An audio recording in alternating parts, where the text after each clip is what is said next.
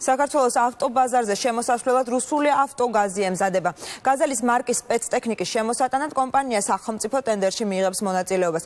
არასამთავრობო ორგანიზაციები ავტოგაზის შემოსვლას აპროტესტებენ. მათი განცხადებით, რუსული კომპანია ტექნიკით ოკუპირებულ აფხაზეთს ამარაგებს, რაც ოკუპირებული ტერიტორიების შესახებ კანონის უხეში დარღვევაა.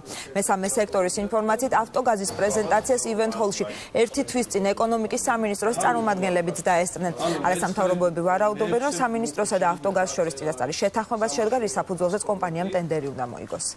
კომპანია გაზგრუპი ოფიციალურად შემოდის უკვე ქართულ ბაზარზე და მის წარმომადგენელი ხდება კომპანია სტრადა ავტო. რუსული კომპანია გაზგრუპი ოფიციალურად თანამშრომლობს აფხაზეთის და ოსეთის ხელისუფლებასთან, აფორმებს რა მათთან ხელშეკრულებებს, აღიარებს მათ როგორც დამოუკიდებელ სახელმწიფოებს და ამით სრულ იგნორირებას უწევს საქართველოს მოქმედ კანონმდებლობას ოკუპირებული ტერიტორიების შესახებ. ჩვენ მოვითხოვთ ეკონომიკის სამინისტროსგან გაკეთდეს საჯარო განმარტება, თუ რატომ მიეცა ამ კომპანიას ქართულ ბაზარზე შემოსვლის უფლება. ამ კომპანიამ წინასწარ შემოიყვანა გაზის მარკის ავტომობილების დიდი რაოდენობა უკვე ქართული წარწერებით.